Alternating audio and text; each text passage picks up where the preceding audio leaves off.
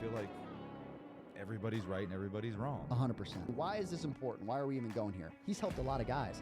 He's also not had success with a lot of guys. Come in with a purpose, and they're very intentional with what they do and how they do it. From the majors to the sandlot, baseball and softball share space in one place. Welcome to the farm system.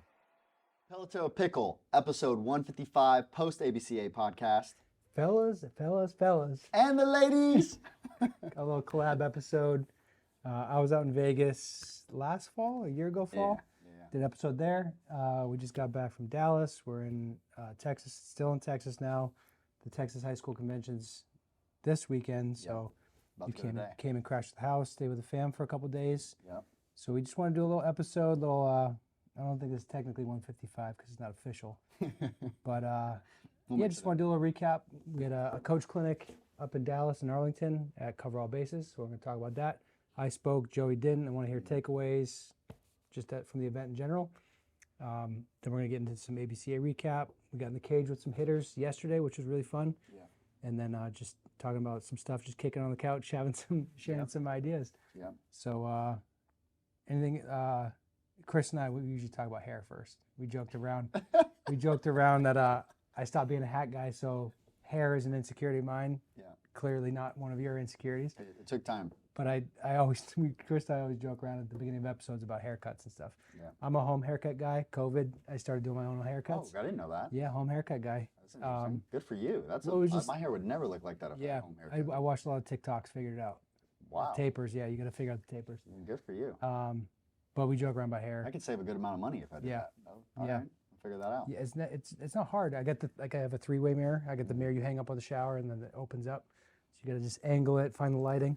Right. There's like one spot on this side that's like just grossed in, so it always looks weird.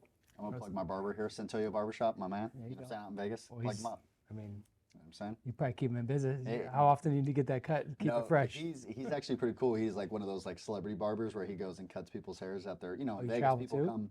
Well, everybody comes into Vegas, so he'll go to like hotel rooms and he'll like cut them up right when they're in Vegas. So Very good. Good for him. Yeah. So, That's honest question though, how often do you get that cleaned up? How to keep it fresh? Typically. How long does it stay fresh? Yeah, For like a week. No, like 2 weeks. I can, I usually like every 2 weeks I'll get like a little haircut. I think the other thing is I never did till I got there is a big thing. Not so much the slash, but just like you don't understand. Like girls obviously do it a lot with their eyebrows. The eyebrows are a big deal to me.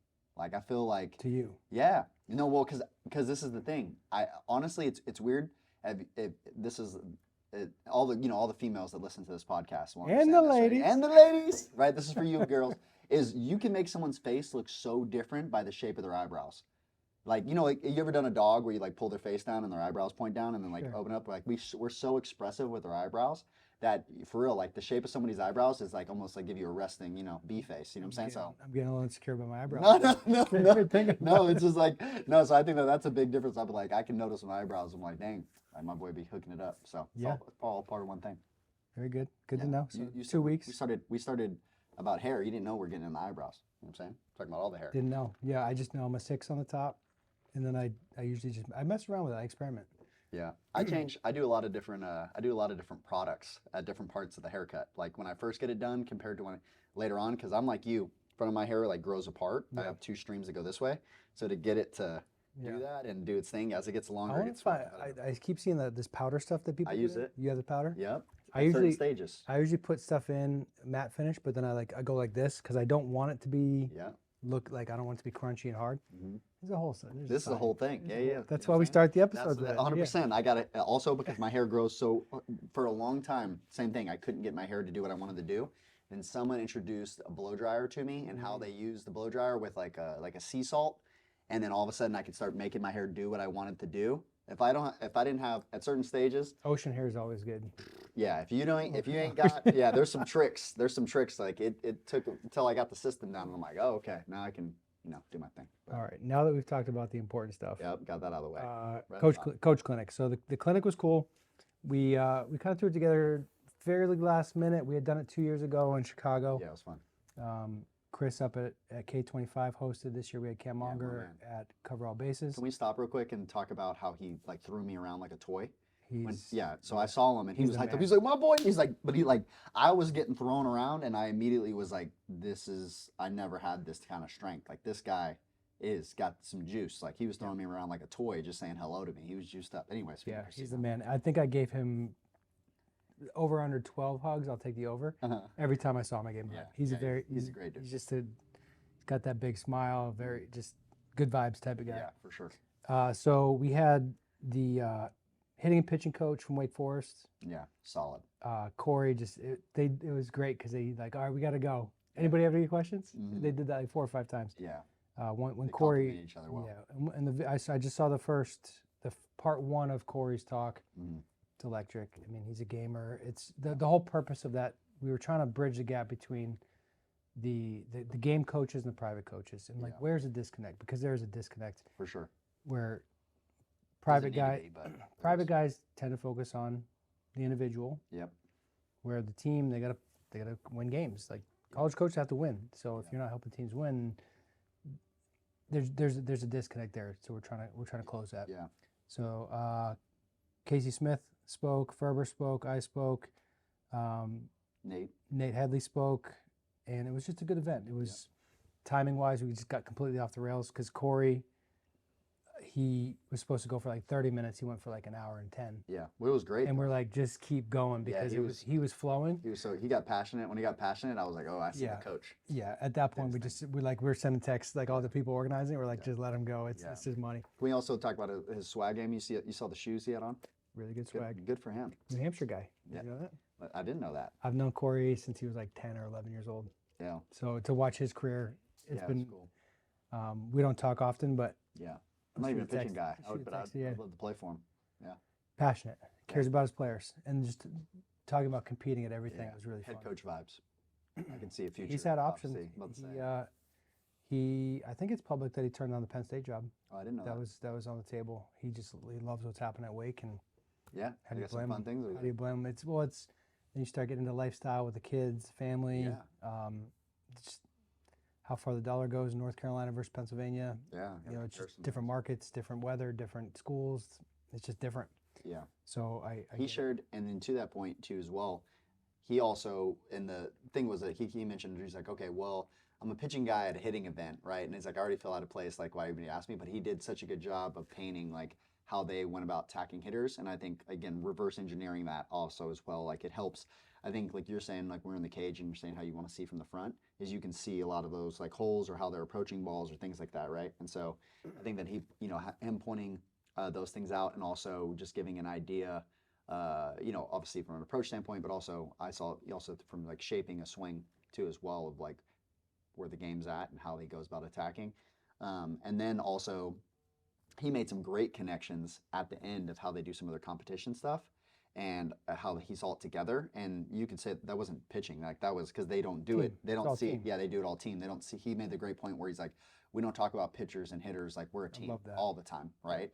And so, yeah, I thought that was great. And then they talk about all their competition about all that was like, you are talking hitting because you're talking about team, right? And he doesn't seem as different. So it was a great, yeah, I thought overall he was just solid just from his mentality. Like he seemed obviously massive culture guy. Like I could see how that was so impactful.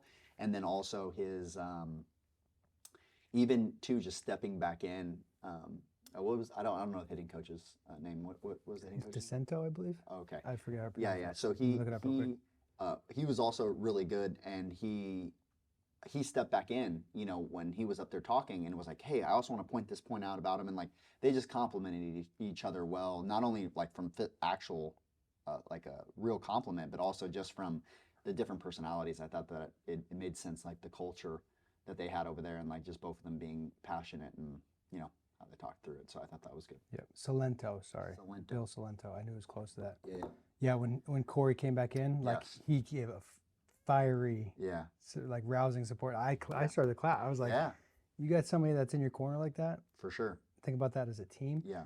I loved when he was talking about how they don't do pitchers meetings and hitters meetings. It's a team meeting. Team meeting. Usually like pro ball, it's like the pitchers have their meeting, the hitters have their meeting. Yeah. Catchers they have would- their meeting. And They would decide, like everybody on that roster knows what hitter they don't want to lose to. Yeah. Like this is the guy that we're going to key in on. Like this player. Yeah. We're trying to do this to this guy. And then the whole team is rallied around that Yep. in game. Somebody So executes. somebody gets a guy out. It's not, sometimes it's the guy that you're trying to get, but it places such an emphasis on it. And Yeah. it's Well, and also keeps I feel like even the dugout engaged, right? Because the dugout's like, oh, hey, it's like knowing inside information. You're like, oh, he's about to attack him with his, his sinker, down and away, and this how, and then he's gonna go to Shane. It's like you're in the game, right? You know the game plan, you know the background. So again, another culture thing, pretty good. What was your biggest takeaway from that event? I'd say probably my biggest takeaway, I think, is kind of been the takeaway of all of it. I think anytime we all get together, it's like seeing things, and I know this is going to tie into what we're talking about later, but seeing things all from like different lenses. And then also at the same time, though, there's so much overlap, right? There's so much overlap. Like we obviously all have the same goal, right? We just all go about it in a different way of trying to do that. And so it's just super interesting. Also, I think someone said this to me a while back ago, is there's a lot of ways to like develop a player. And so a lot of times, like, we're attacking this thing to help a player in this way, but there's so many things, even sometimes as well, like, the culture, the mindsets, and like all these other things that go around with it, is sometimes we don't even know. Like, I think when he came back up and pointed that out, what was his last name again? Salento? Salento. Yeah, so when he came back up and he pointed this out, he's like, I want to point this out because he'll never say this about himself, is how consistent like he is. And I think that's the thing I always say, like, you need to listen to like someone that's successful. You need to listen to their words, but also watch their actions, because they talk about the thing that they have to focus on, and that's it's something that their mind's really on right now. But they already do all these other things that are what also are their foundation, right? Of like what makes them them. So I think again, listen to what they say, because it gives you an insight into like what they're really focused on. Because maybe watching what they do might lead you somewhere else, but also watching what they do, because there is some things that they might not focus on that they just do naturally because it's who they are, or etc. So I think that was some of my bigger, like, overall from the whole traveling time right now has been my focus or takeaways. My biggest takeaway from that event, it was not a specific piece of information. It was more just culture of, I had been in the weeds a bit on Twitter leading up to the event. So it was just nice to be around people that, like, I want people to challenge everything I say. Mm-hmm. I want people to poke holes. I want them to challenge the information, truly, honestly challenge the information. Mm. But in that room, it felt like everybody was trying to get better. Seeking truth. Why'd you do that? It felt collaborative, not combative. Exactly. And I think that's a big point as well, right? It's like, for example, like if we're actually going to get somewhere, there has to be, I always say, like, and again, like biblical thing is like, speak the truth with love, right? Where it's like, again, we're trying to get somewhere, and it's not just like, I want to debate you, right? Like there is a thing of like, no, like we're both right, we're both wrong, right? Like let's try to get towards, because we're both wrong about things, and like we're working towards the truth, right? And like we'll never get there, right? Like I always say, Well, and the truth, it already exists. yes, Like that's one of my biggest things is, if we identify something, that already existed. Yeah. We're just finding We better didn't ways. create it. We're finding better ways to understand it, better ways to communicate it, better ways to help other people Yeah. understand it. We're not inventing anything. no, It's just everything already exists. yes, And it's like that's been my approach this whole time, is just try to understand better. yeah, So that I just enjoy that. yeah, Specifically, like ABCA as an event, as a weekend, as an experience. yeah. Just collaborative. I was going to say also a note with those special little breakout groups, little campfires. We got to talk about the campfire too. We got to slide that in. Okay. Is those little break off is like there, for example, right? Like you have your main stage. Again, they're going to go over a lot of this information and those things too.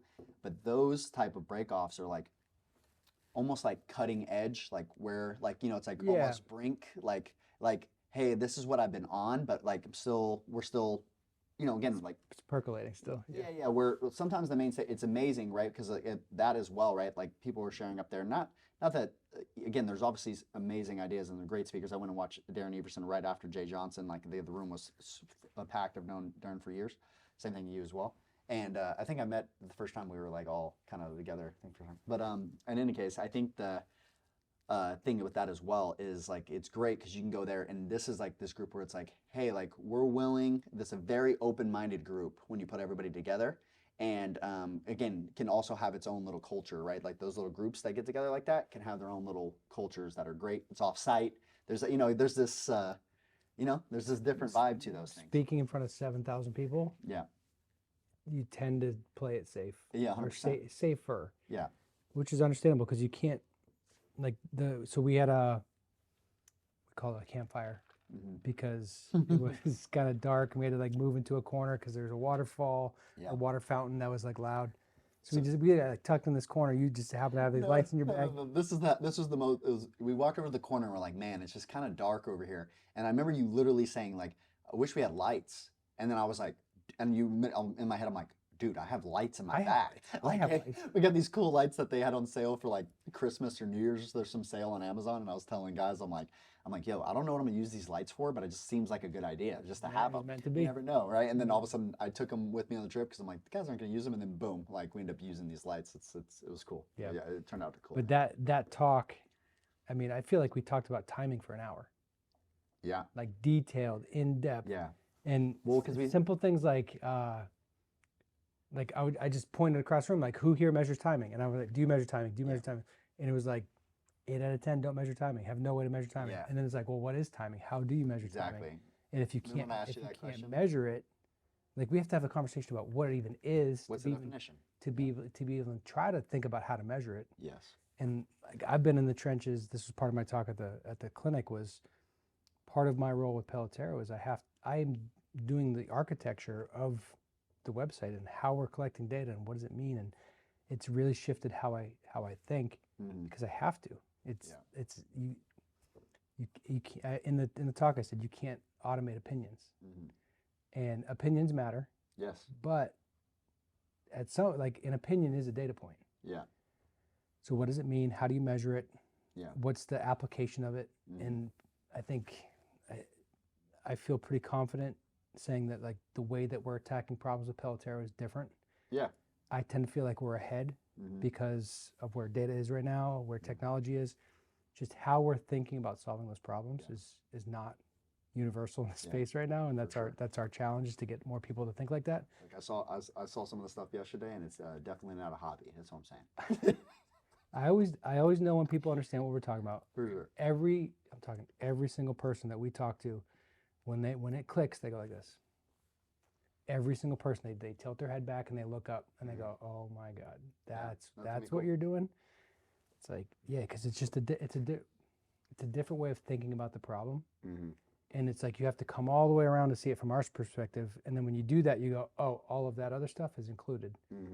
But we haven't thought about doing it this way, and it's partially because it's tech and it's hard too. I'm gonna say like difficult, like what you guys have had to do. You have to zoom out. You have to zoom way out and see the market. Like that's we were talking yesterday about being like getting perspective and why I like being in planes. Like I love looking down and I stare at computer screens all day. Yeah. And because I have to be so focused about this little detail. But you have to zoom out. But after years of being in the trenches, after years of coaching, after years, like now you look at computer screens and can make having that experience, that unique experience, I think is. But just is walking the floor at ABCA. Yeah. The way like I walk by a booth. The way some high school coach, no, that's not like an offense. It's just the way that I'm looking at things is very different.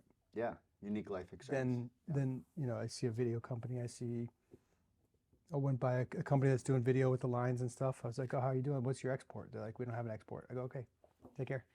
If you don't do a data export, I literally can't. Go ahead. If somebody needs to draw lines on a video and share that with a player, that's not what we're doing. Yeah. There has to be further application, and if there's no consistent, reliable, objective data that can capture the opinion, that one word we kept getting stuck on this weekend was considerations. Like people won't use our platform unless you feel confident that we've made the same considerations you've made. Yeah, that's a good point. We have to cover if there's something that you care about that you don't think we've thought about, you won't trust it. You just won't trust it. Yeah, I think to add some context too, because I know what you meant. Is it's not that 2D video analysis isn't valuable in the way that they're doing it. It's just where you guys are and what you find valuable is different from some, again, if you're coaching some player over there and you're doing a breakdown, like that's a great tool Absolutely. to have. Awesome. I mean, Absolutely. we use it still use it, right? Like all those ways, just doing other ways.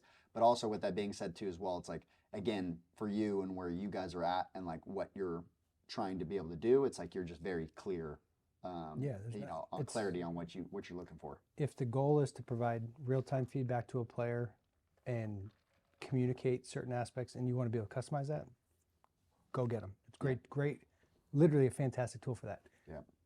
Completely useless to us. Yeah. Pelotero, like what we're trying to do from a data, it's just, For sure point. it's literally not usable.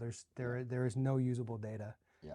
We could take that and build a manual process around it and and import what it actually means. Yeah. But other than that, it's like you're just drawing lines on a video, For sure. which is great. Which is great. It's not great for it's yeah, not it's a useful to us. Yeah, different different lens, different purposes. Yeah. Solving different problems, For sure. and it was an interesting event. For Yeah. like ABCA. And then I wanted to go back to is one of the things I pointed out, which I thought was a big point from anybody that listens to you talk about things is, for example, like I came up, I think it was Chris that asked me the other day, like, what are your 3 pillars, of hitting, right? And so I was like, a space, direction, force transmission, right? And then you're like, well, what do you mean? Like, what does that mean to you? What is Like all these space? things, right? Like I would say, like, okay, if you had to measure space, how would you do that? Yeah. And then so that's what I did. And that's not meant to be a gotcha. No. Like literally, objectively. Yes. The word space to me Is borderline meaningless. yes. Because I don't know what you're talking about. I don't know when. I Exactly. don't know how. I don't For know sure. why. Yeah. So if I don't have the context for what you mean by the word space, which Yeah. for you just casually saying space, Yeah. you have all of that. All that. And then if I go, all right, well, here's a video, here's a player, Yeah. define it objectively. Yeah. How do I compare one player's space to another player's space? Yeah. And then are we just defining it to define it, or are we trying to label it good or bad, pass, fail? Which kind of, like I was saying today, like kind of, or I got to the other side of that. But what I meant by this too is I did that to you, right? Like I pointed that out. I was like, you talk a lot about timing, right? But I know, because I've heard you talk so much and I've spent so much time with you, when you talk about timing, to you, timing is a deep combo about a lot of different things. You have internal timing, right? You have timing of like who, what, when, where, like what are we, like there's all these different aspects of timing. And also it includes movements, it includes ball, it includes, what the pitcher is doing. It includes all of these things, right? And so, and then like, the barrel's timing comparatively to the butt, like it includes, I know that it includes all that for you. So when we're in front of the group, I had asked you that, right? And I'm like, hey, like, Tewks, I know when you say timing, right? Like I have a better understanding of what you mean by that, but could you open that up? And then that's when it turned into this large combo, not like, oh, I'm just timing this ball to this bat and that was it. It's like, that's why it could be an hour plus long combo that never was, can be concluded. And right? I actually really like the way that, excuse me, the way that conversation broke down. So I'm going to do it to the camera. Cody, you if you like this or not. So I started doing like this on the table. There was a table. I had like a bunch of cups, 3 stuff. cups. We were talking about light cups. switches, turn on off. Yeah. But in the spectrum of timing, like there's a window where where on time is available. Most players try to be on time. There's one perfect on time, where it's on time, like perfect. Moment. There's one perfect. If you can be a little bit late from that and still have a chance. Yeah. Like you got a chance. You're going to be rushed, but you can still have success. If you cross a little bit further into that threshold, like between perfect timing and a little bit late, the margin of error is so slim.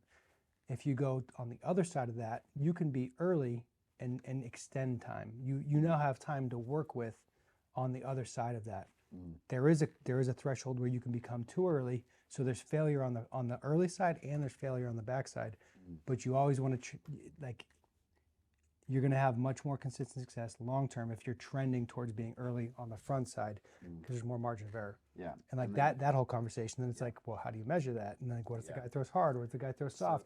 That amount of time between release point and contact changes. So it's like, and in the cage today, the hitter we're working with, it's like every swing we're switching bats.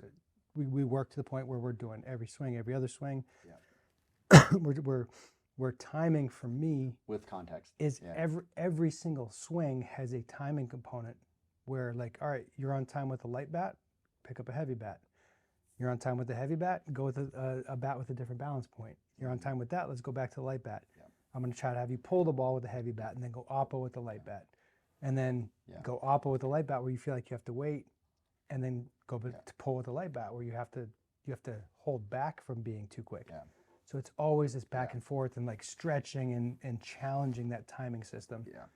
Coordinating moves with barrel, with feel, with actually seeing the ball and hitting the ball. And I think that's also with the like intention, like we were talking about there as well, right? Like you can also do the same thing where, I did that with him towards the end.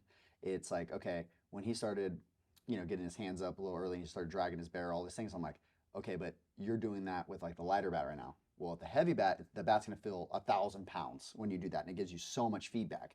So then, we went to the heavy bat, right? And it's like, okay, then the move tightened up again because it has to, right? It just And has go back to. to light And bat. then we go back to the light bat, right? So it's like, And then it feels good. So you try to do an extra game. yeah, 100%, and then you ruin right? it. Yeah, it's like I always say, like, oh man, like I hit it so good and I wasn't even trying. What would happen if I did try? Like, it'd suck. Like it would get all of a sudden everything falls apart. But I used the line today, like being disciplined about process. Like that is hitting. Yeah. It's not about adding more. Like, oh, that one's really good. Add to it. Add to it. Yeah. Like, are you going to add to it in a game with success, or are you just going to take a good swing and deal with the result? Yeah. That's what being a professional is to me. It's knowing what you're trying to do, execute it well.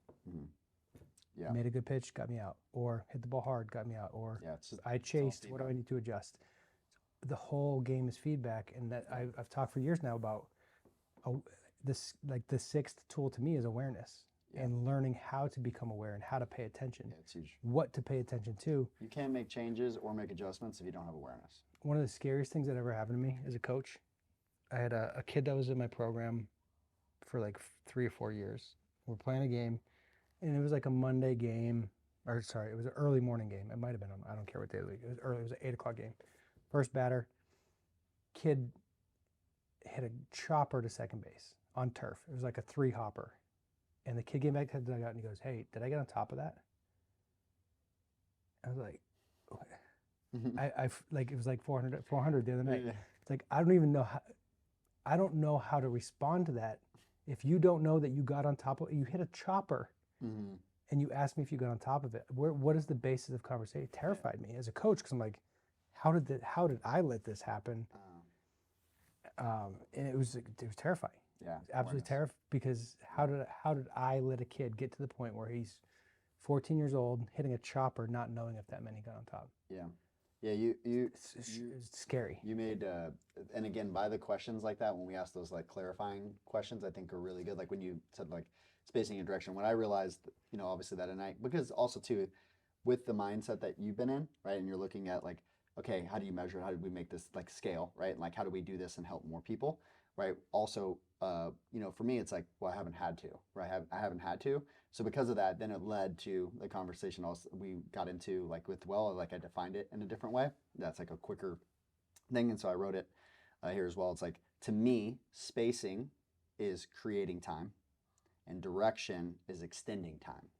So again, a different way of looking at it, where it's like my space, like how I create space, right? And how I'm able to create more space if I need it. I can create time, right?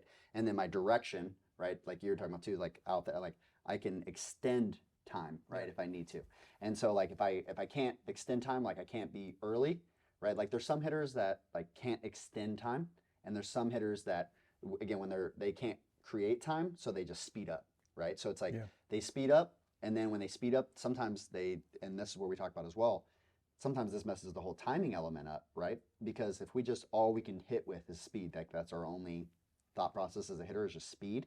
It's like, well, yeah, but sometimes how I'm creating speed is, one, not creating time. I'm just trying to speed up to get there on time. Might be losing time. Right? Yeah. I might be losing time, and then I can't extend time because maybe how I'm creating speed is pulling me directionally off the ball, which then I cannot extend if it's again, I'm a one-dimensional hitter. I better be there. That's why I say with hitters, a lot of times when I ask them, one of the questions I ask them is, what's important to you? Like if I had, I watch them do their routine, I watch what they put a lot of emphasis on. If they're heading off the tee in a certain area, like I'm paying attention to their normal routine, and I'll ask them like, hey, what's really important to you? And like, let's say someone's like timing, like I need to be on time. I need to be on time. A lot of times for me, they're not thinking about timing, especially if it's a younger hitter. You're not thinking about timing like you're thinking about timing.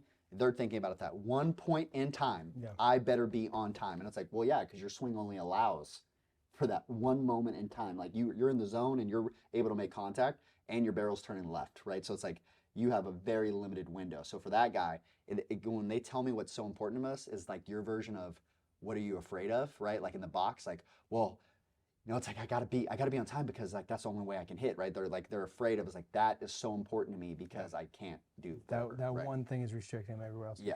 There were a lot of really good questions. One question that stood out to me at the campfires. Yeah. You were talking about the concept of a scissor came up. Yeah. And there was one coach who said, well, would you ever tell a kid that you should have scissored on that pitch? And I was like, time out.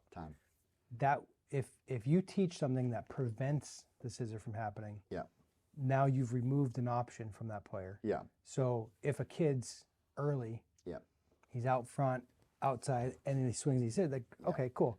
Yeah. You could say it's not about should you have scissored. It's were you able to, is that an option that you had to make an adjustment? But the other option would be like, why were you early in the first place? Exactly. Like go back to root cause. And this is not a game of perfect. No. So when you're early, is that afforded to you?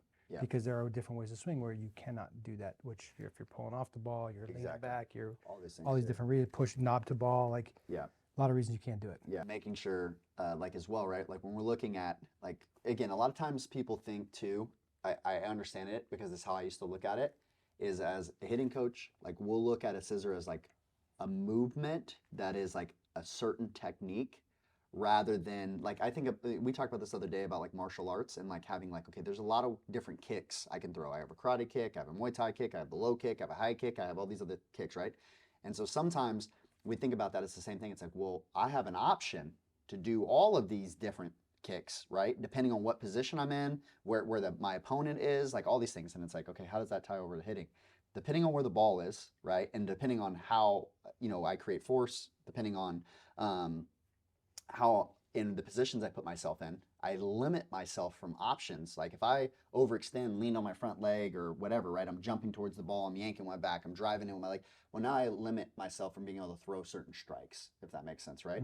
So again, I connect a lot of things with martial arts because it opened my mind up so much to a striking. Like we're striking an object that's trying to get me not to strike it, right?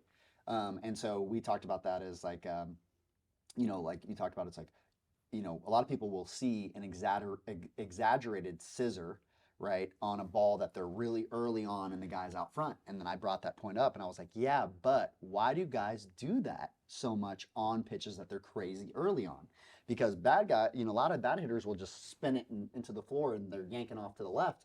This guy, like you'll see like a Altuve or somebody like that, right, where the ball's like on the ground and the guy will do some extended, exaggerated scissor and like hit a little single up the middle or something like that, right? It's like, hey, like again, extending time, creating time, and all of those things, like they're tied in together of like how guys create force, and we're talking about that as well. It's like, it's not about the scissor, it's just an option, right? That is important that guys can have and go to without thinking about it because their body just can do it.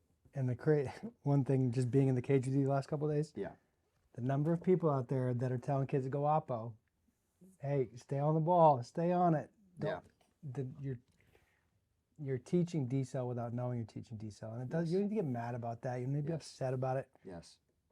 It's just a lot of different words getting to the same thing. I tweeted this one time, and this will get the people going, is if you teach snap, you're teaching a decel. You just don't know you're teaching a decel because that's how you get the bat to do that move, as well as like it's a trunk decel. Like some part of your body is decelling to get the other torque to happen, right? So again, you can think of it as a snap. Or you talk about fuse the torso. Yes. Or you're talking about, again, oppo or all these other things, right? It's like, again, like we don't have to be conscious. If everything's turning together, that is the definition of spin. Yes. 100%. It's literally it's like, if I'm just like rotating. I'm on a chair, I just swivel Everything like goes that way. it's slow. There's no force transmission. And let's get this one out of the way too. I think Nate said it the other day too, but I've talked about this a lot, right? Every swing decels, because if we're accelerating, if we never decelerated, we would just be spinning still and never stop. At some point, I'm going to stop, right? There's going to be a decel. Now, how hard I do decel and all this thing, like it's trainable, right? We know, again, it's not again, but how we do it and how we teach it, you might never use the word decel at all, right? That's just the measurement that we know it happens. You can say oppo. Amazing, right? Like you could say all these words. Yeah. Whatever you have to say or drill you have to do to make it happen, great. Like maybe you not even bring up the word ever. It doesn't mean that it's still not happening. Yeah. Absolutely. Whole nother thing. One thing we haven't talked about this, I don't think. So a slight curveball here. But one thing I think about is like the swing is in large part like we're closing and then we're opening. Like for a righty, I'm turning right and then I'm turning left. Yeah. And like the total range of motion available, like we're basically just turning 90 degrees. Yeah. Towards the pitcher. Yeah. Like we're turning towards the catcher, we're turning towards the pitcher. Yeah. If we do it all back, all forward, Yeah. that's not it. We know that's not it. Yeah. So if I turn my hips back first and then my shoulders follow and then I turn my hips forward and then my shoulders come, Yeah. like at what point are we just like actually describing what's happening? Like if the camera, I don't know if the camera can, am I in frame? Like now I'm like just building this wave of energy. Yeah. And it's like, how much delay do I want? And like I can make this way bigger and looser and I can like let my arms go loose. Yeah. It's like, it's just turn right, Well, turn left. there- Like there- really have to go this far. There's this high, Like but there's so many ways to do it. yeah, there was this high school coach. He said it really good out in Utah. I remember him saying, he used to say like, whatever I put into my swing, I'm going to get out of my swing. And it was like that same concept, right? If I tuck everything in and twist everything, just everything away from the ball, one piece, well, then it's going to come back out the opposite, the same thing, right? And it's like, so keeping all that in mind, it's like whatever I put in, right? If I do a really hard push to my right, well, then I'm going to do a really hard push, back to my left, right? And so like you said, like how you load and all that stuff is gather, all the things, right? Like we were talking about some. You cool don't say thoughts. gather like that. No, You sassed me a little bit right there. no. I said that because I really like that cue. That was one of my biggest takeaways. It's a different word. Leading into the next, like when we were in the cage together, right? I don't know if we want to go there. Not yet. Okay, but in any case, that was one of my takeaways. Like the reason I said that is like that's a great way of breaking the two apart, right? Right. And really helping a hitter When conceptualize. you're gathering, you're not loading. You're not loading. Very different connotation. Very different. Yeah. All right. So let's get into the ABCA recap. Just the actual event, like trade show. I love walking the trade show floor. I barely got through it this year. Yeah. Were there any vendors, anything that stood out to you? I'm gonna grab that bat in a second that I can't wait to talk about. I've been geeking out about that for over a month now. Yeah. What do you see when you walk the trade show floor? So if you've never been to ABCA, how big is that room? There's rows. Dallas is smaller, I feel like, than other venues that we go to. Yeah, well, but- Nashville's got like the second the room. second room. That's and all probably that where there's such a backlog stuff. because That's what I it's was small thinking. room. I was thinking the same thing. But we're talking like Still big. It's huge. 12 rows, Something like that. Yeah. 12 or 13 rows with 25 people deep. 15 vendors per row. Yeah. Maybe. I mean, slightly more. it's 100, well over 100 vendors. Yeah. Tech companies, travel companies, equipment companies, bats, gloves, you name it. You name It's it. Baseball. people. Somebody said it's like Disney for a baseball all in coach. one place. What type of stuff? What's your? I have a very specific strategy when I go there. What do you do? What's your strategy when you go there? And I'm gonna grab the bat when I talk. It's changed over the years, of course, right? I'm sure yours is as well, right? Just depending on where we're at, right? Because I also do. So for me, okay, dang. Okay. We're back. All right. So for me, it's changed over the years. Again, it's a big networking time, right? That we learn so many things, and we're looking for different things, and again, different people to partner with, people to network with. That again, knowledge, right? There might be certain groups that are really on something, like for example, that we're interested in, and so like this year, again, like I'm specifically, I'm looking for our company and like where we're at, right? It's like there's certain things I'm trying to measure, or there's certain. So get into that real quick because you're doing. Obviously, you have a facility. Yeah. So you have in-house hitting only, no pitching. Hitting and strength, basically. So so strength is newer. Well, at least with a formal coach. Yes. You've been doing water bag and activations but like formal strength and conditioning. Is now. So hitting, strength. You've got force plates. You've got ball monitors. Yeah. Do you do bat sensors at all? You bat sensors, yeah. Which one would you use for that? Blast. Yeah. Do you still use K-Vest? Yep. Or 4D? Both. We have both. Both. Yeah. You've got K-Vest and all stuff. You've got the insole still. Yep. Still using those or? Well, phasing because out? our force plate can Does measure pressure. pressure, Right. and then but sometimes we'll still use it because we don't have pressure underneath the front foot. Yep. So sometimes we'll use those as well and like integrate it Yep. together too. So. And then on the strength and conditioning side, are you using tech over there? Any like VBT Yes. or? So we have a flywheel that like measures from there as well. What does it measure from there? The exact measurement. Do you remember off the thing? Yeah, I didn't realize there was measurements. Yeah, there. there's measurement. I know it's like the cool thing about that is like what you put in is what you've. Yeah, it's You gonna pull create your back. own. Yeah. Yeah, you create your own like eccentric. Same with the water bags. You only create the force that you have to deal with. Yeah, except for the obviously a flywheel. It's much more. It's a very much more controlled load. So again, you get different effects.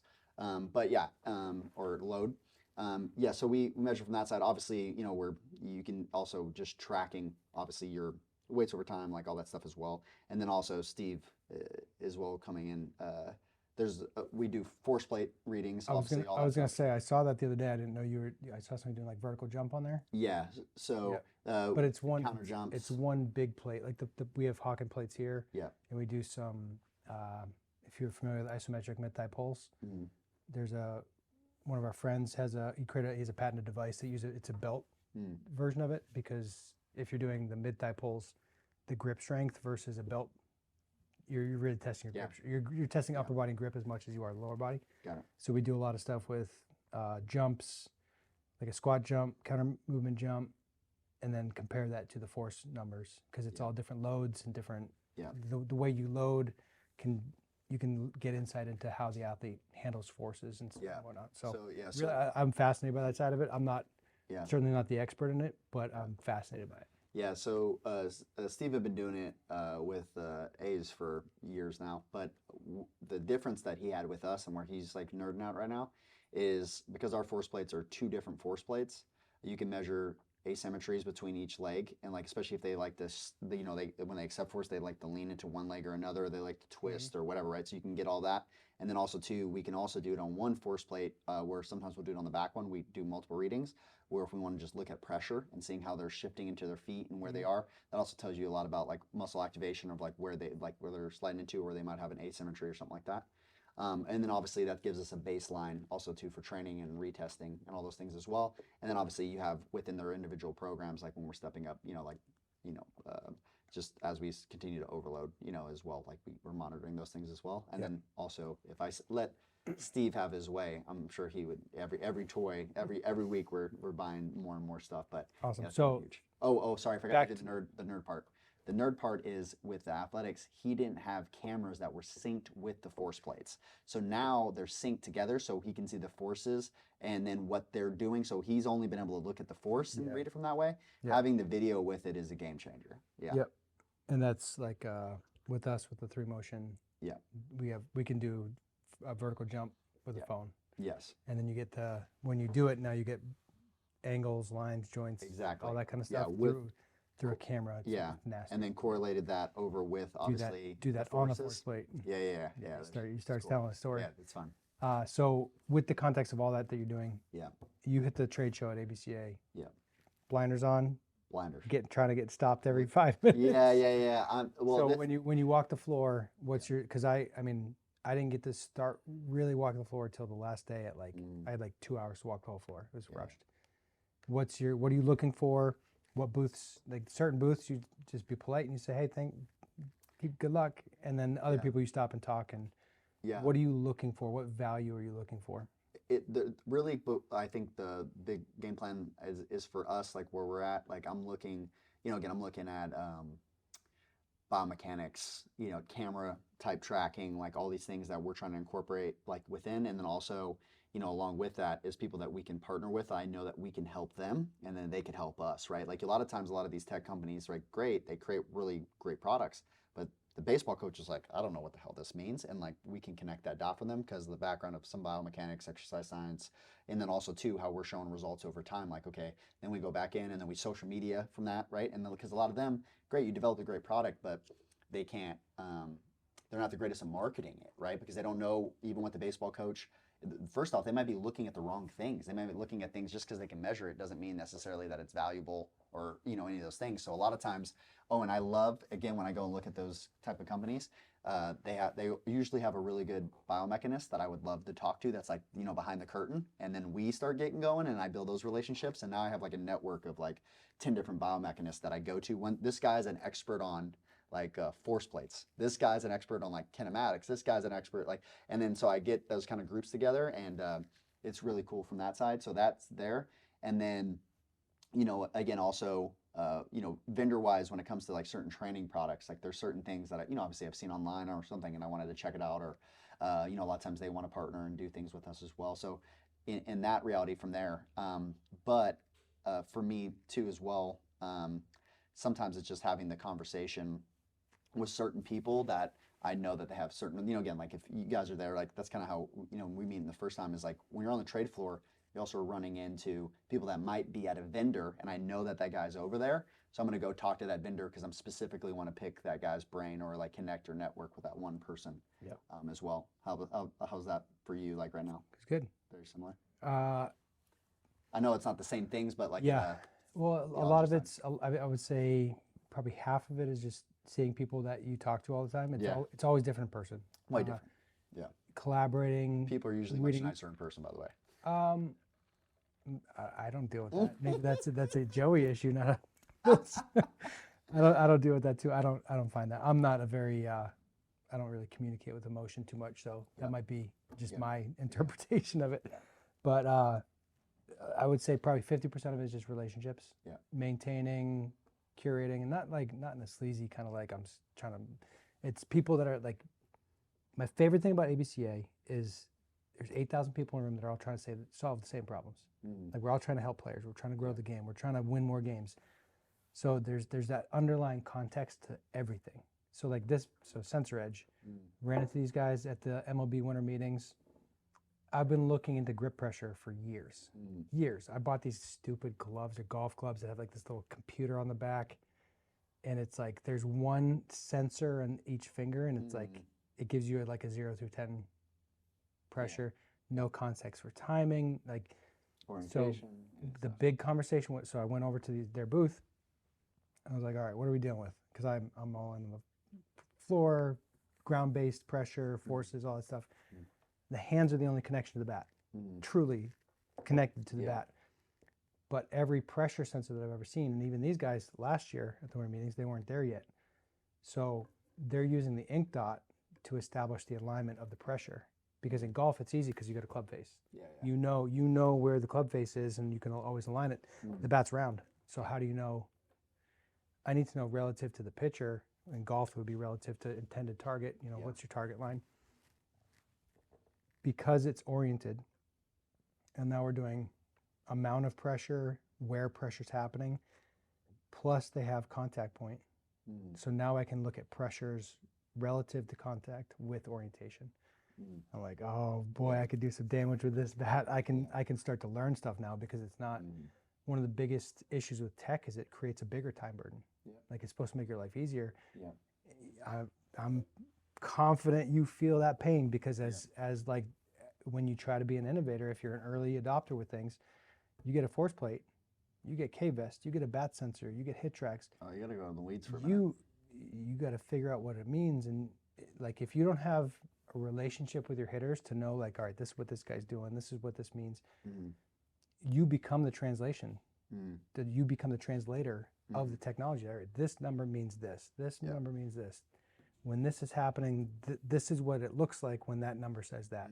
So you have to tie it all together. And I'm the reason I'm so excited about this is I believe that we're going to learn that certain pressures on the bat are correlated to different mechanics that you see with the hitter, the different leverage that gets created. So if I create pressure on the back of the handle with my top hand at a certain time, that's going to lead to more of a push swing. Or if I'm creating pressure with my lead hand a certain way, it's going to lead to a pull swing. Like, just I need to know where and when things are happening.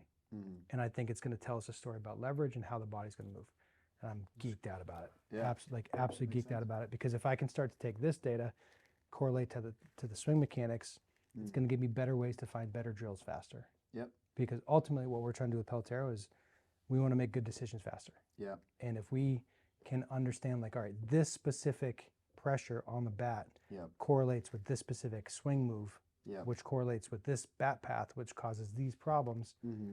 Like we're getting down the rabbit hole to a very, Yeah. like, what's the bottom? How deep can we go?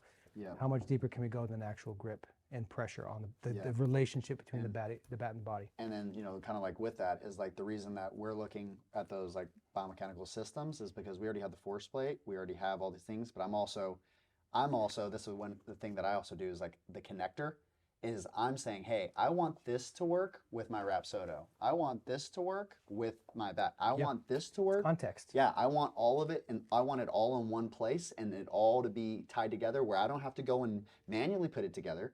I want it to work, right? So then yeah, exactly. Hey, so then Sarah, sign up. yeah, nice to meet you. Yeah, so that's where I'll go to the companies, and again, I'm pushing from that side and saying, hey, I need this to work with this. And then I know the CEOs of both companies, and I'm like, then I get them talking the same language and like why it's universal and like how I can help. That's basically been my job. things. My job for the last 4 years, and doing that in a scalable way. Yeah. So we have to be very selective about who we're working with, what their data is formatted like. Is it accessible? Do they have distribution? Because you might have like this product is a research product. Yeah.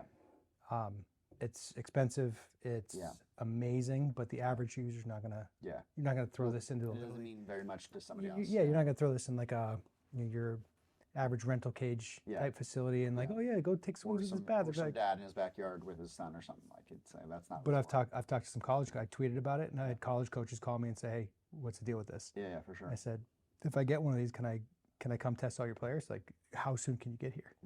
So there's value there, and certain equipment. It's not everyday tech. It's you need to do this once a month, maybe once a quarter, every half year, every year. If you're trying to lose weight, how often do you need to get on the scale? Like, do you need to get on every day? Because like if you have a big dinner, the number's not going to be representative. If you have a light day, the number's not. So like you kind of need that trend over time. Yeah. And different tech, like if you're doing how much force you create on a force plate, if you have a really, like you have a long day, you go out for a run, or if you're on your feet all day traveling, you don't get sleep, your number's going to be, your number's going to be messed up. What I like to look at though, one thing I do like to look at though is like when you're saying with that, is that's why I'm very mindful of that we talk about like, like a movement signature will be very similar, right? Even if you go, like, how everybody likes to get it out where it's like, well, why would I test on the tee because X, Y, and Z? Well, what we've seen from evaluating people is they might be less forces, but the signature is the same. Yeah, they're doing what right? they're going to do. They're going to do what they're going to do, right? So, and again, yes, you can have a little kid where you might see some bigger spreads because they're so task oriented, right? Like but how they move is how they move. Yeah, and then especially as they get older, it's like again, it's the same exact thing. You'll just see the forces increase, right? So it's like that's why as well. And then like we always say, it's like a leaking pipe. When there's no little pressure on it, it's just like dripping. But when you put pressure on it, it sprays. And then like it's like, okay, as we turn up the noise and we turn up the variability, where you were having problems off the tee is showing up where you're having problems there. It's just more exposed and it's easier to see there.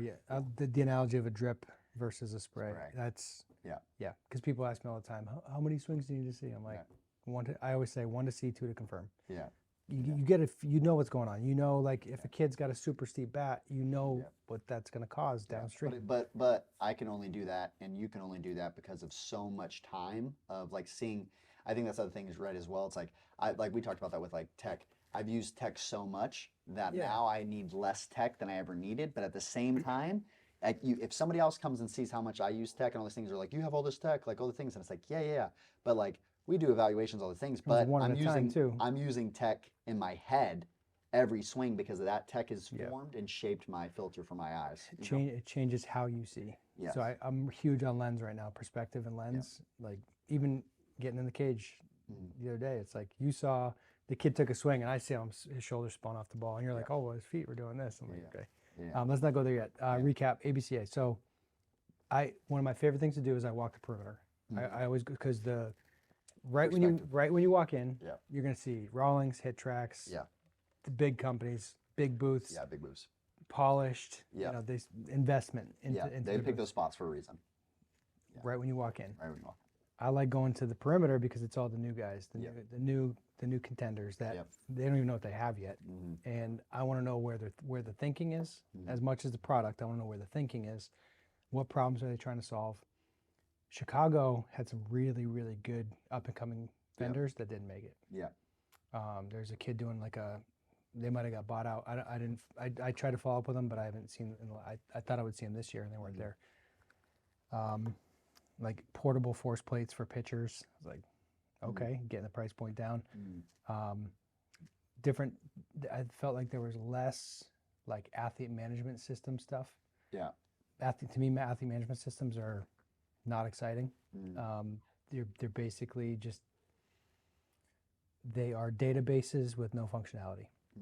And like what we've built is You're talking about more like a team snap or something, or like what kind of athlete yeah, databases? like a conduct, or like if you look up AMS, athlete management system, that style company where like more reporting based, where it's like, all right, bring all your data in and we'll show you what it looks like. It's like, again, time burden is still put on the coach to actually comb through those reports, figure out what it means, and then you still have to figure out how to apply it and distribute it. That's the hidden value with what we do is the distribution.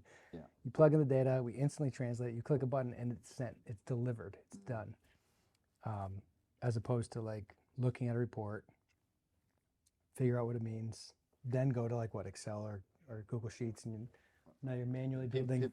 How's people? 90% of people don't make it there. Yeah. Sure. Yeah. So. Yeah. But there's so much data now that Yep. on one side of it, you're like, there's so much here, do I even need to bother? On the other side is there's a lot of value, and what are you missing? I had a call with a college coach today because we've had a lot of internal discussions about, why should a coach trust what we built? Like, why should they trust the drills? Yeah. So we're going to start doing things where like, all right, submit a video of a player. We're going to build a plan, and then we're going to have a quick call, be like, all right, rate these drills. Like, is this acceptable or not acceptable? Is it like rate it 0 through 10? Like, this is a great drill, this is a horrible drill. If we get to the end and like we got 80% of the drills that are like you would approve them, like what makes you think you're 10 out of 10? Like, are you 100%? Like, you don't know, and we don't know either. But based on the data, based on what the data actually means, we're going to get you pretty damn close. And it might be 10 out of 10, it might be 8 out of 10. But then people are like, well, what if I don't like the drill? We're like, then don't do it. Like, these are recommendations. These are bumpers on a bowling lane. Like, we're trying to keep you and make sure that you're not doing bad stuff. Yeah. It's never going to be perfect. So like this whole perception of like, well, then a lot of coaches, their enjoyment, the joy that they feel from being a coach is like being the expert and being the guy that picks the drills. And it's like, in my talk, I said mechanics are a distraction right now. Like, what other time could you be spending to build your team rather than sitting there manually picking drills? If we can get 80% of the way there, when you're in the cage, you're going to audible anyway. Yeah. Because the whole thing is we're going to give you the drills so that when the kid screws up, you can provide the feedback. The coachable moments happen because of the swings in real time, not because of, oh, well, if I pick these drills, then I guarantee you're going to have success. What? That's not what we're doing. We're creating a direction. We're creating frameworks. And then you had audible. You don't like a drill, don't do it. You could go in our system and like replace it if you want, if you really care to like swap it out. But like kids leaning back, popping everything up, we're going to give you a high T drill. And then if the kid leans back and pops up doing the high T drill, now you have intent. For me, the definition of drill is just creating intent. What are you trying to do? And how many kids go in the cage and don't have intent? And they're just taking empty swings all the time. I would always love to give this, because we've gotten so far with the word intent, and it's like it's short for intention, right? What is my intention, right? And Cody actually posted this the other day. It's like we were talking about this on in a podcast where we were talking about how, like, if you don't know the player's intention, like you say, get your hands back. What does that mean? That's right? Chris gives me so much shit because I'm like, I don't know what you're talking about. You have to tell me specifically what you mean. The word separation. I don't know what you're talking about. I don't know what you're talking about. The other day at the campfire, I was like, no, like get up and show me. Like, show me what you, when you're saying that, like, what does that mean to you, right? And like, show me what your intention, because we'll do it all the time. It's like, hey, like try to do this, try play around with this drill or whatever, right? And we think that what they're trying to do, and then all of a sudden they're doing something completely, different. So the word, the concept of intention. One of the things you said in the cage today, we were same hitter. I had to take a phone call. You slid in, kind of took over, and you started doing. You call it deep T feel, and I love that because player who struggles to over-rotate, come off the ball, Yeah. I've been telling him, like, hey, feel like you're resisting with your hips. Feel like you never rotate. Because if anything, they're going to rotate too fast. Yeah. So we have to restrict. Yeah, and- especially a and- player like that. I was going to say that for context, right? Yep. It's not some young 10-year-old that has no engine. Like this Oh, kid got an engine, right? Like Yeah, this guy can thump, right? So again, middle lineup guy, like all these things, and it's like, I talked about that with Donnie Ecker at one point, right? Where he's like, at his level, it's like typically they don't have engine problems. Like those guys all at that level can rotate. Like that's not the problem, right? Drag cars. So a lot of times you're talking about the opposite, right? And I've talked about this, and I knew somebody at ABCA that I had this conversation with, and they found this like super insightful. Is like we started talking about it like ratios, right? It's like, okay, if I take that hitter's brakes and I put that in like a 10-year-old, oh, that kid's gonna smash, right? Because his in the sense of forces, right? Because his brakes are so strong compared to that little kid's engine, right? Like, how fast would you drive Ferrari if it had bicycle brakes? It's like, wouldn't drive it very fast, right? And it's like, You could, but you'd crash. yeah, or if I don't, or we talk about it like if you're in an arcade, in the arcade games with the steering wheels where it's like you barely tip the steering wheel and it hits the wall. And it's like, okay, well, how fast could you drive? If I was trying to get it through a tunnel, like this little tight tunnel, right? Or Cody gave this analogy to the hitter the other day, was like if you're playing Mario Kart, right? And you're on, what is it, Rainbow Road? Yeah, Rainbow Road, right? And you're trying to stay on the Rainbow Road and not fall off. Like, well, you get to a certain speed and then your cart doesn't have as much control. And it's like, Or when you're going on that first hill, you jump to the left and you skip half the track. That's like hunting a fastball. Now we're ambushing. Yeah, we're ambushing now we're fastballs. ambushing, right? So that was the other thing too as well. It's like, again, what makes a Ferrari is not just the engine. If I take the Ferrari engine out and put it in a Toyota Corolla, I got a Toyota Corolla with a Ferrari engine. I don't have a Ferrari. A Ferrari has the aerodynamics, the computer system, the control, the brakes, the everything that comes with it. And so a lot of times, like with that, like going back into that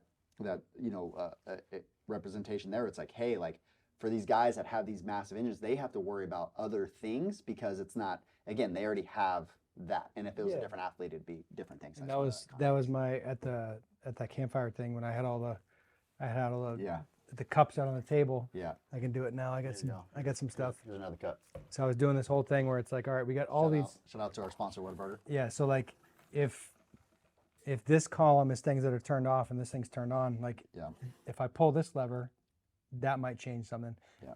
If I pull this lever, this one might come with it by default because it's like more of a downstream thing, right? I might need all three of these things to be clustered for it to matter. Yeah. So it's like, how do you, we need to be able to measure stuff, or at least like here's like,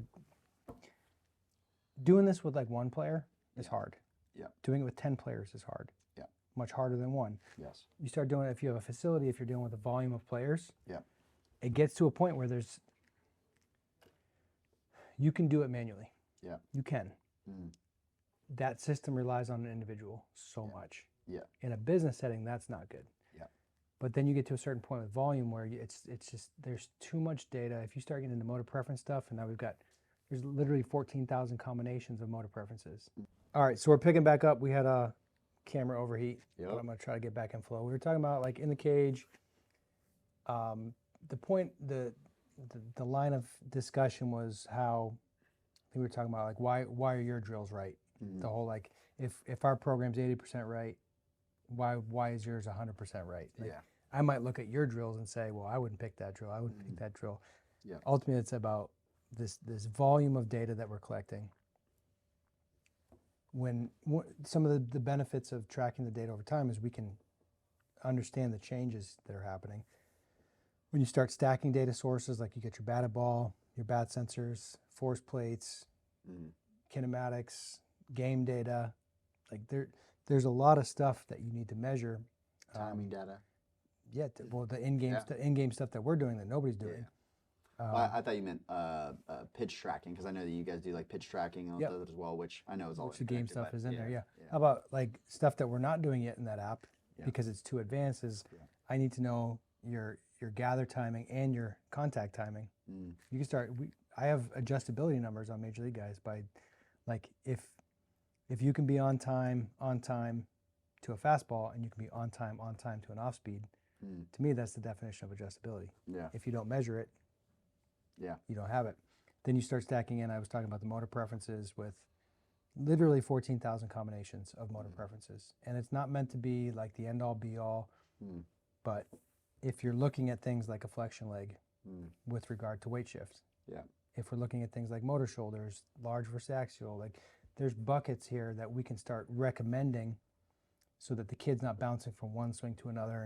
And I want to be able to give a kid a list of major league players they should be studying. So like, should you swing like Ken Griffey Jr.? Should you swing like Jose Bautista, or should you swing like Albert Pujols or an Alex Bregman or Aaron Judge? Like, how does your body profile, not even just from like a size standpoint, but from a how does your body seek balance standpoint and create force standpoint? And that does. So we're not steering kids down the wrong path. Yeah, and I was going to say to that as well, right?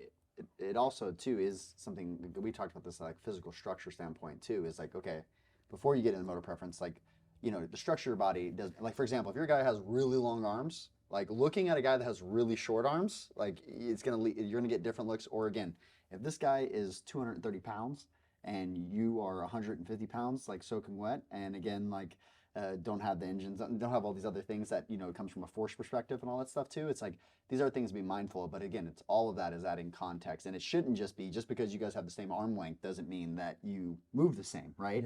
But it is all of those things together, obviously, of considering these things. There's MLB comps for a reason. It's like MLB comp, but a much more detailed MLB comp. Yeah, right? Well, the comps, I mean, ultimately, they're like, it's similar body profiles, create similar moves, and then you try to understand, like, is that body going to create the similar move that created a certain result? Because ultimately, what we want is predictability. That's what it all boils down to, is how and Major League teams want, that's why data is so prevalent right now, because you've got really, really smart people running front offices right now that may or may not have extensive baseball knowledge. So if you don't have baseball knowledge, what are you going to lean on? You're really smart. You can look at numbers. You can understand numbers. If you're looking at like financial markets, you can find the trends, right? We're trying to spot the trends. What matters? The issue is if you don't ask the right questions, if you don't have the right context, you're making decisions with very incomplete data that can be misleading. So what you think is very predictable may not be. And that's, I think the baseball people see that happening and they get upset because ultimately they're going, you're not factoring what I know matters. You're not looking at this thing, and this thing is critical. Like how the player interacts in the clubhouse, that affects the team chemistry for the whole year. Intangibles. Where's your measure for that? How do you measure that? And they're not even. It's not. They're just pieces on a chessboard with no emotions. So I understand why they want the ability to predict, and ultimately you got somebody writing a really big check to put a guy in the field to do a very specific job. But they're not factoring in all the other stuff about, you know, well, he's a jerk and polarizes the clubhouse, which kills team chemistry. So when people are coming to the field, they're stressed, which means they're not going to play to their best ability. Well, or you get a player that's a lesser ability, who's a glue guy, and everybody's high-fiving when they get to the field, and his numbers aren't good, but he makes everybody else's numbers better. And you could say you can't measure that.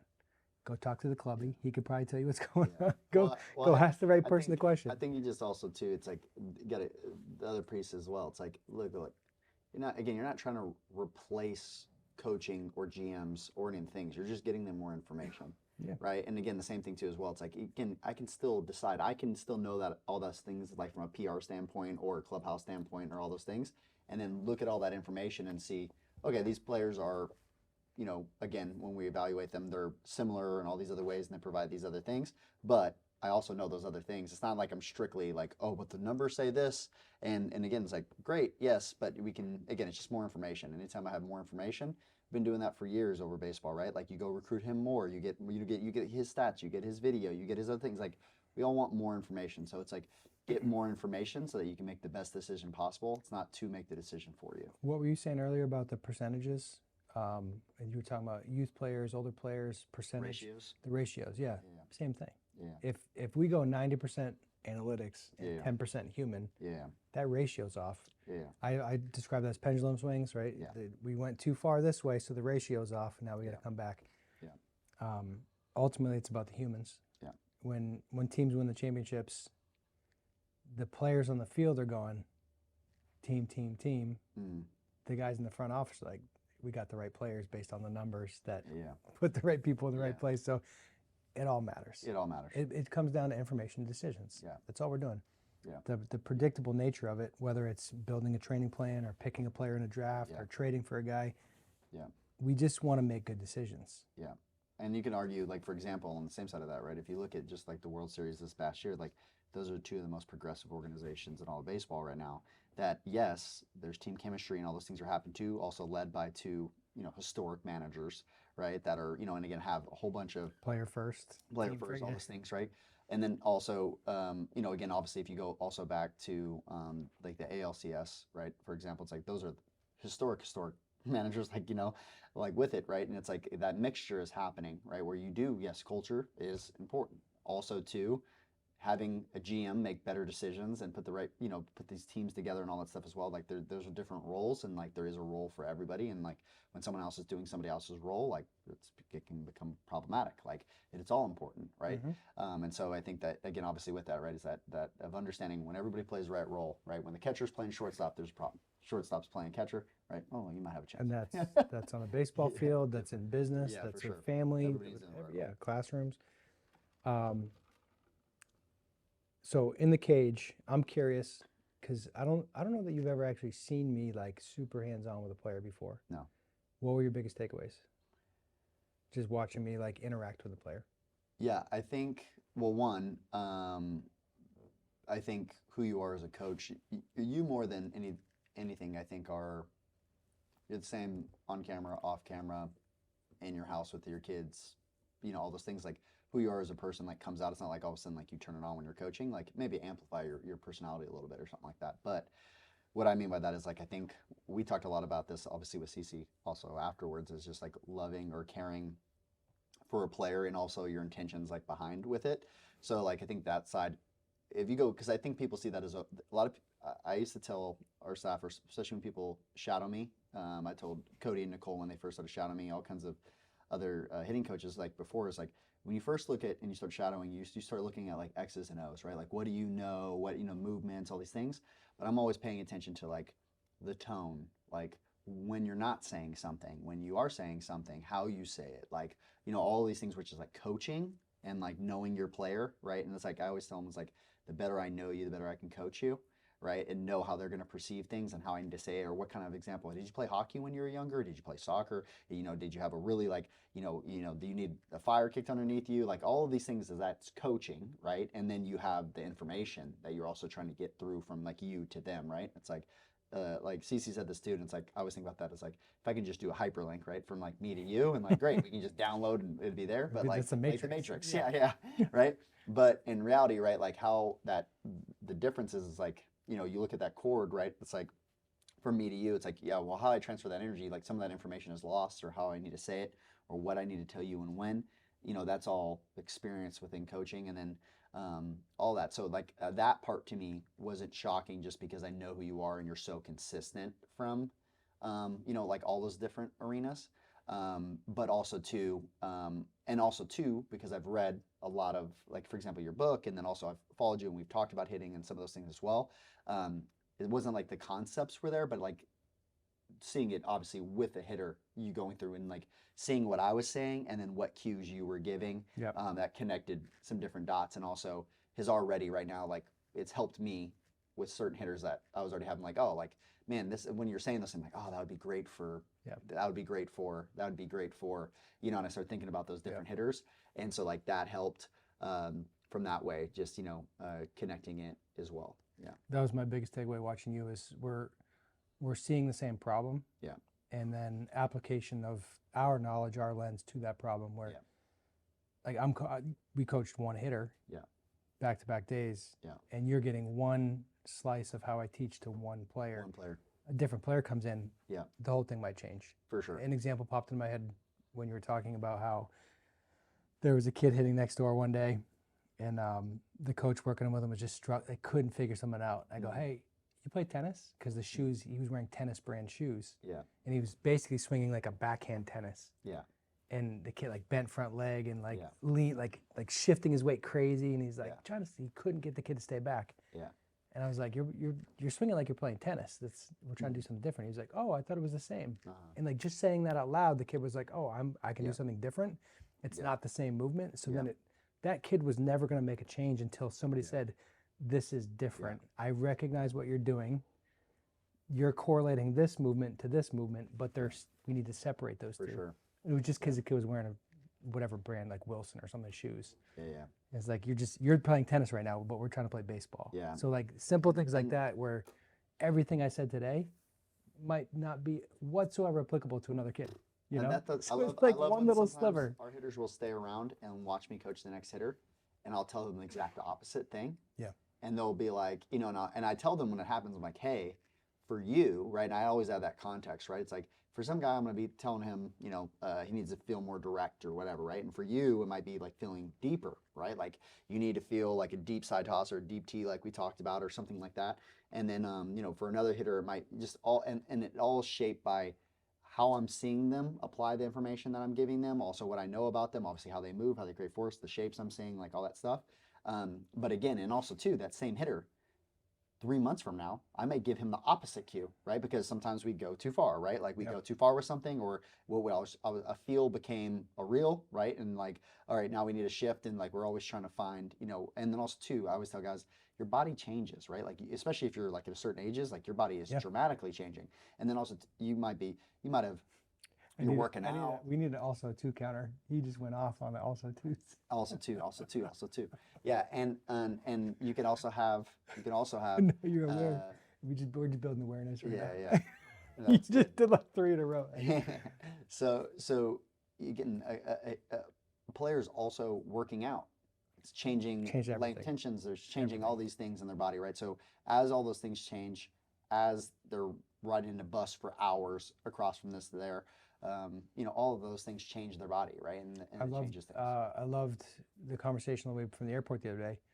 Like certain guys lifting before hitting. Yep. Versus not, like if you do lift, you get so tight, and then some guys need to lift to create that tension. Yeah. It's little things like that, nuance, where it's understanding each player. Yeah.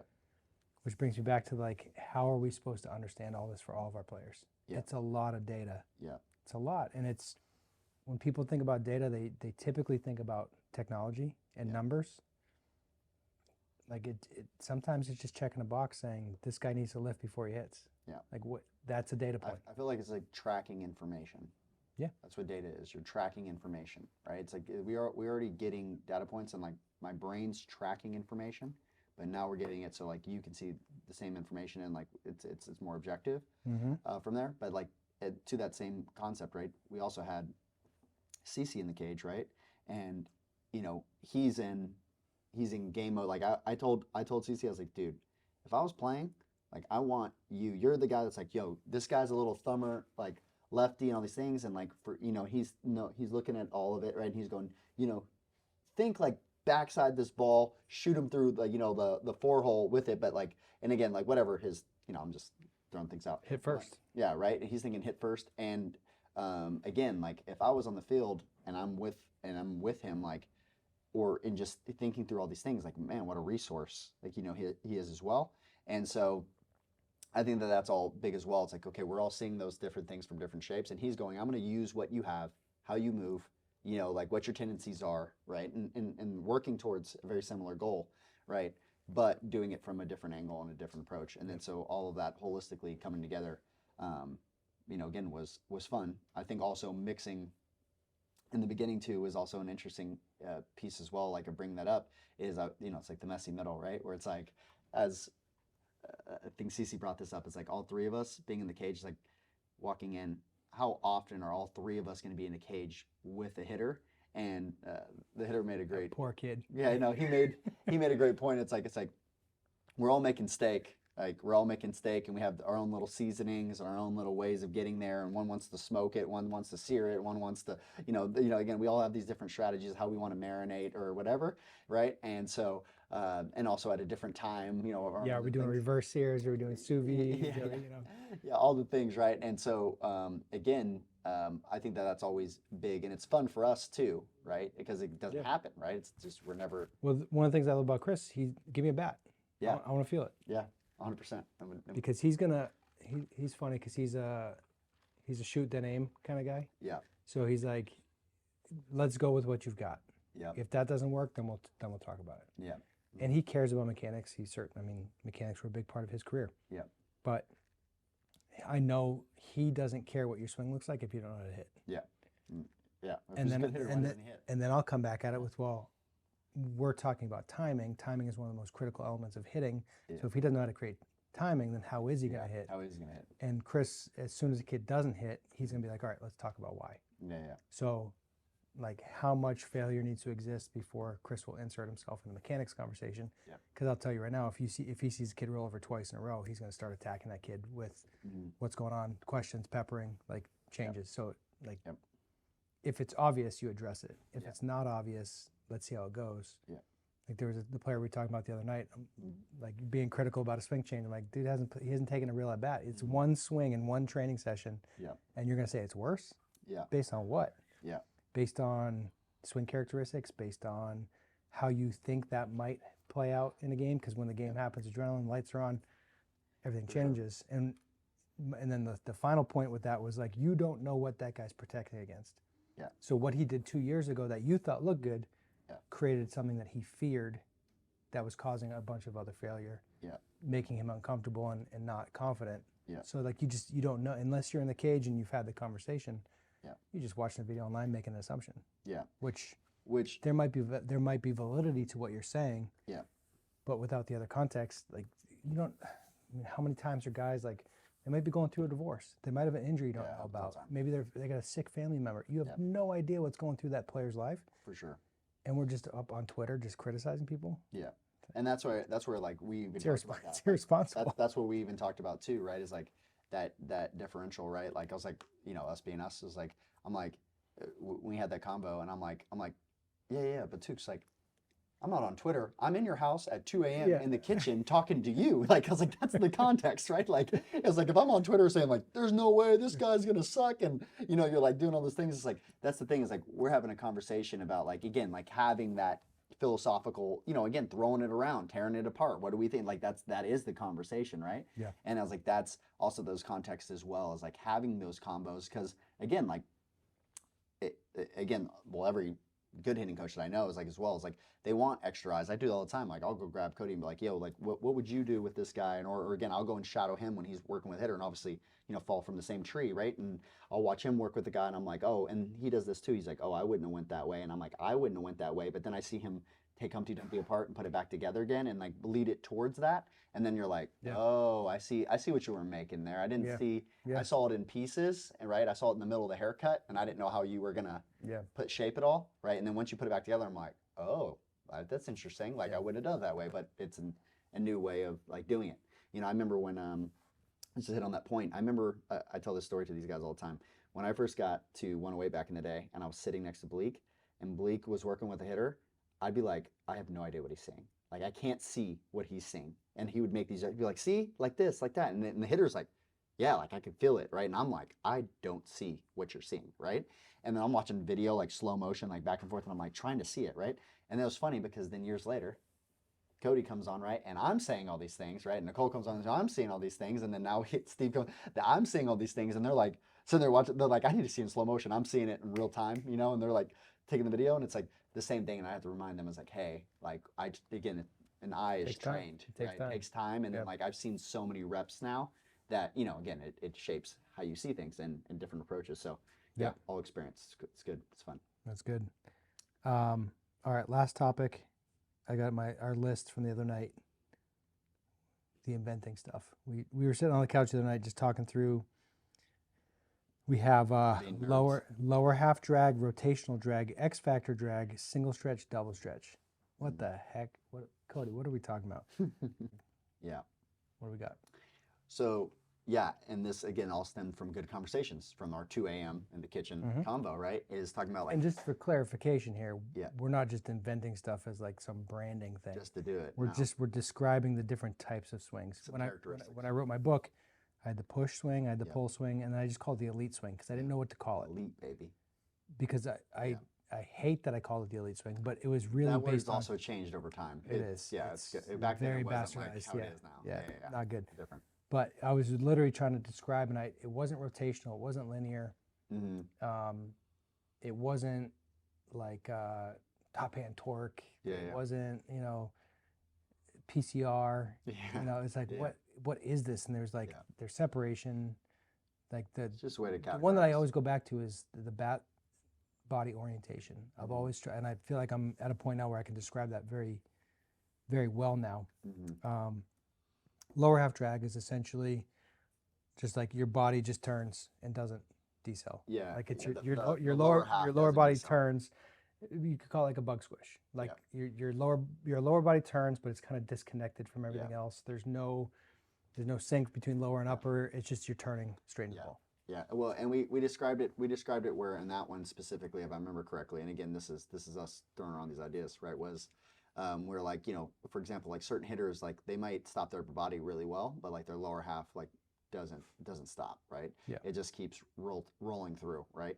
And again, like it with a you could call that like pulling off the ball with the lower body, like you spin out, which is over rotate. Yeah, over rotating the lower half, right? And also, I mean, the other way I see it is as well as like how important, like we were talking about this in the car too, about like lower body focus. A lot of times I'll hit with a guy and they're like, oh, like you're really focused on the lower body. I'm like, well, it's the foundation of the building, right? Like, yes, like I see all the things that are happening up top too. It doesn't mean that I don't see them. It's just when the foundation of the building's messed up, right? It's like I'm gonna fix there's stuff going on up there too, right? Yeah. And I'm gonna do that. And I was like with it, but it's like, you know, again, a long time too, a lot of things up top are happening like a domino effect, right? Because of, again, not just how they're creating force, but particularly too, like they might not have any stability down there, right? So the upper half can't do what it needs to do because it's trying to make up for whatever, right? Like we can get in the weeds. Yeah. Rotational drag, my definition for this would be if the hands are coming with the shoulders. Yeah. Yeah. So that's like your traditional rotational swing. Yeah. Hands coming with the shoulders. You're literally no separation between the bat's rotation and the shoulder rotation. Yeah. I'm gonna have your cup. I guess I could have used mine. It's literally like if this was your body. It's just do it with the Whataburger because it's got the lines on it. Easier to see. Yeah, it's just like if everything was just turn together. Everything was just turning together. And that's where I wanted the difference, right? Like when we talked about specifically when we said lower half drag, right? It's like the upper half may not be dragging, right? But the lower half is, right? And it's not decelling. And then the rotational drag was like, again, everything is in and then everything comes back together. You know, everything comes all together. Next we have X factor drag, which is essentially you're creating separation. You see a lot of people, they like do this and they get stuck and then they swing. Yeah. They create X factor and then they swing with the X factor. Yes. So they're turning, hips are leading, shoulders are closed. Yeah. And then you just rotate. Yeah, and that's like an epidemic nowadays because X factor came such a big deal, hip shoulder separation. And then also on top of that as well, it's like, okay, well, like if I get more separation, it's quote unquote, it was considered better at the time, right? Which is like and again, obviously there's a lot of not good, right? And so I always give maybe could be good. Some hitters need more, should have more. Some need less. Yeah, or shouldn't be trying to get more, right? And so without context of understanding that player and that player's body, exactly, the number alone is meaningless. Relevant. Just like telling you, if I'm describing some random person in the world, and I say, hey, they weigh 185 pounds, you cannot tell me if they should be trying to lose weight, gain weight, if it's a good weight.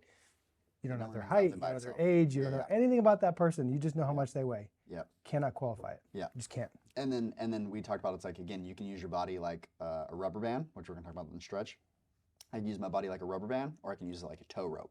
And so like I can fire the lower half and then it just pulls and drags my upper half into the ground. And then those are the guys where it's like, spin your lower half as hard as you can because, well, that's the only way I get speed up top is the bottom better be spinning really hard, right? And then, but that's the opposite of kinematic sequence. You don't want your fastest speeds on the bottom of the sequence, right? No. So it's literally your pelvis is the slowest moving thing, not the fastest moving. So so that's lower body, lower half drag, rotational drag, X factor drag. Yeah. I'm going to jump to double stretch to be able to describe single stretch. Okay. So I got sent the video last night. It was this Japanese video. They brought in like Barry Bonds and Bernie Williams and Jason Giambi. Yep. And they had a guy jumping on a trampoline throwing. Yep. So when he would jump up, he would open his body, like his lower body would go crazy, opposite way, open.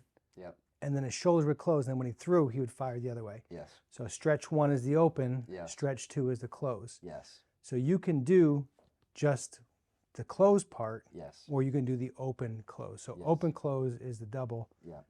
Single close is just you're already open and closing. Yeah. So some of your drill work, and this is the part of like being in the room with you, and I can have these conversations, and like Yeah. when you get players that are like really closed, the front leg, the exaggerated kickback from the front leg, you're working specifically on the single stretch part. Yeah. Like long arms, because that was one of my disconnects with some of your stuff is like, where does the upper body tie into it? Yeah. And single stretch can be trained, double stretch can be trained. Yes. Because if they But have, understanding like they're two pieces, but yes. they happen.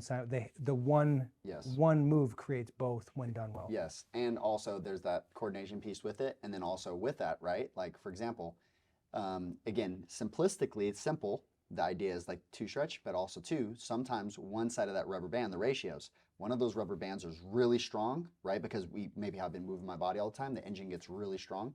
The other side of my body can be, my D cells can be really weak, right? We're always rotating one direction all the time.